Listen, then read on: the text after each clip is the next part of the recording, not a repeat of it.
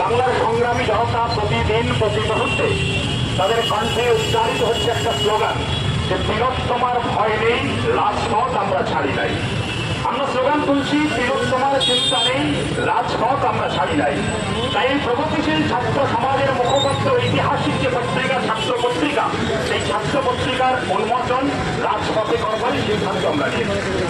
প্রতিবাদী সাংস্কৃতিক প্রতিবাদের মধ্য দিয়েই এই পত্রিকার উন্মোচন হবে।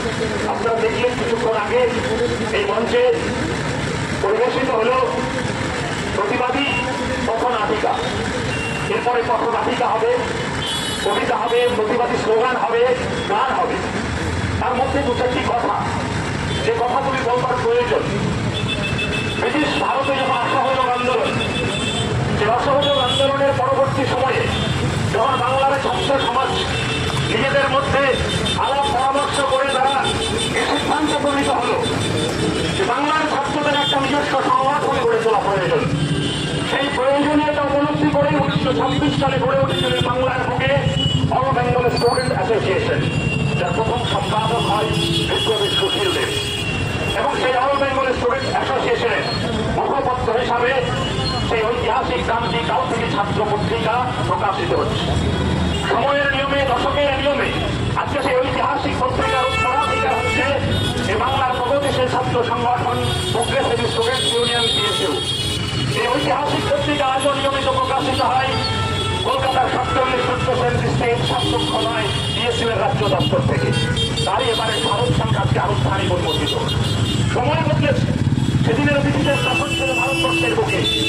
সেদিনের ব্রিটিশের শাসন যখন ভারতবর্ষের বুকে ছিল, সেই ব্রিটিশের শাসন, ব্রিটিশের অত্যাচার, ব্রিটিশের শোষণের বিরুদ্ধে তৎকালীন বাংলার বুকে প্রগতিশীল মানুষরা গঠন করেছিলেন এই ছাত্র পত্রিকার প্রতিটা ছত্রে ছত্রে। দেশ স্বাধীনতা হওয়ার পরে স্বয়ং কবি বীরেন চট্টোপাধ্যায়ের মতো মানুষ এই পত্রিকায় প্রতিদিন পালন করেছেন বাংলার সাধারণ ছাত্রছাত্রীদের যন্ত্রণা, যুব সমাজের যন্ত্রণা, বাংলার প্রতিদিন মানুষের বহমান যন্ত্রণাকে তুলে ধরেছেন। তারই উত্তরাধিকার হিসাবে আমরা সেই প্রগতিশীল ছাত্র সমাজের মুখপত্র হিসাবে আজও এই পত্রিকার উত্তরাধিকার আমরা বহন করে চলছি। এবারে এই পত্রিকার প্রতিটা ছত্রে উঠে এসেছে একদিকে যেমন দক্ষিণ আফ্রিকার আজকের পরিবেশ পরিস্থিতি, উল্টো দিকে উঠে এসেছে সাউথ এশিয়ার দেশগুলোর গণঅভ্যুত্থানের কথা। এই পত্রিকার মধ্যে উঠে এসেছে চলমান তিলোত্তমার ন্যায় বিচারের দাবিতে ছাত্রদের আন্দোলন থেকে শুরু করে নাগরিক সমাজের আন্দোলনের কথা প্রতিবাদী কবিতায় এই পত্রিকায় স্থান পেয়েছে। আমাদের কথা যারা শুনছেন তাদের কাছে ছাত্র পত্রিকার সম্পাদক মন্ডলীর পক্ষ থেকে আবেদন জানাবো, পত্রিকা সংগ্রহ করতে চাইলে এখানে এই পত্রিকা আছে, পত্রিকা আপনারা সংগ্রহ করতে পারেন। আজকের আমাদের এই কর্মসূচি কোনো বক্তব্য, কোনো কথা, কোনো আলাপচারিতার মধ্য দিয়ে হবে না। আমরা ঠিক করেছি একদিকে যখন উৎসব সামনে, বাংলার সব থেকে বড় উৎসব শারদীয় উৎসব, এ রাজ্যের শাসক দল তারা প্রতিদিন তার সার্বজনীন করতে বাংলার সাধারণ মানুষের প্রতিটা পরিবারের যন্ত্রণা, তাদের বাড়ির পরিবারের কন্যা সন্তান গত 9 আগস্টে যেভাবে তারা হারিয়েছে, যে তিলোত্তমা হারানোর যন্ত্রণা যারা এখনো তুলতে পারেনি, তারা প্রতিদিন তাদের আত্মনাদ, তাদের কথার মধ্য দিয়ে, স্লোগানের মধ্য দিয়ে উঠে আসছে যে উৎসব নয়, উৎসবের মধ্য দিয়ে আমাদের প্রতিবাদ চলবে, আমাদের বিপ্লব চলবে, আমাদের ন্যায় বিচারের দাবিতে আরো আরো আরো স্লোগানে আমরা মুখরিত হব। তারই পাঠ হিসাবে আমরা এই উৎসবের সময়ে বিপ্লব প্রতিবাদকেই আমরা একমাত্র রাস্তা হিসাবে বেছে নিয়েছি। কারণ আমরা কবি শঙ্খ ঘোষের কবিতার লাইনের মতো আমরা কঠিন সময়ের মধ্য দিয়ে যাচ্ছি। মস্ত বড় অন্ধকারে স্বপ্ন দিল ডুব, বেঁচে থাকবো, সুখে থাকবো, সেটি কঠিন খুব। আজ সত্যি আমরা বেঁচে থাকবো কিনা, সুখে থাকবো কিনা, ন্যায় বিচার পাবো কিনা, আমার বাড়ির মা, আপনার বাড়ির কন্যা, প্রত্যেকটা নারী অর্ধেক আকাশ, তারা সুরক্ষিত ভাবে রাস্তায় ঘুরতে পারবে কিনা, সেই আশঙ্কা নিয়েই আমরা প্রতিদিন যখন দিন কাটাচ্ছি আমরা দেখতে পাচ্ছি আমাদের আশঙ্কাটা বাড়ছে।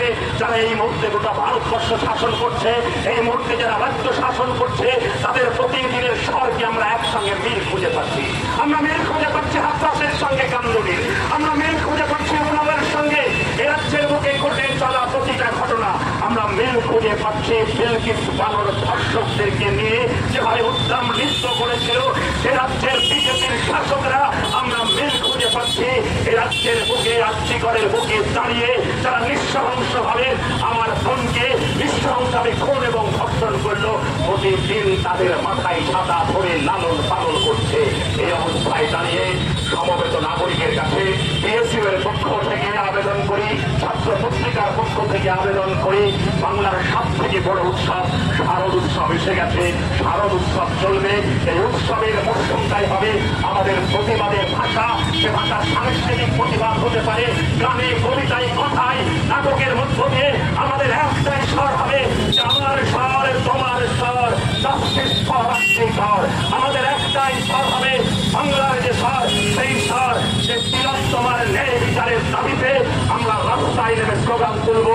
যেমন উই ওয়ান্ট জাস্টিসের কথা বলবো, উই ডিমান্ড জাস্টিসের কথা বলবো, আর তার সঙ্গে সঙ্গে আমরা বলবো fight for justice, fight for justice, fight for জাস্টিসের কথা বলবো।